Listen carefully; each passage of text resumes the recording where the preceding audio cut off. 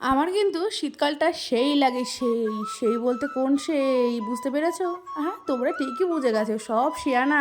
শীতের দিনে না এই রকমারি ফুল দেখতে এতটা ভালো লাগে, আর কি বলবো। বিশেষ করে এই রকমারি ফুলের কথা বলতে বলতে আমার মনে পড়লো মায়াপুরের কথা। শীতে কিন্তু মায়াপুর ঘুরতে যাবে, দেখবে কি মজা লাগে। আমরা প্রতি বছর যাই, এবছরও যাব। আজকে দিনটা ছিল শনিবার 7 তারিখ, মেয়ের আমার পিটি পরীক্ষা। ওকে ঢুকিয়ে দিয়ে আমি একটু বসে বসে ফোন ঘাঁটি। আমি না সবার থেকে একটু আলাদা থাকি, কারণ সবার সাথে থাকলে না ফোনের কাজগুলো করতে পারি না। একটু ফাঁকা টাইম বসে থাকবো, সেই সময় ফোনের কাজগুলো করে নিই।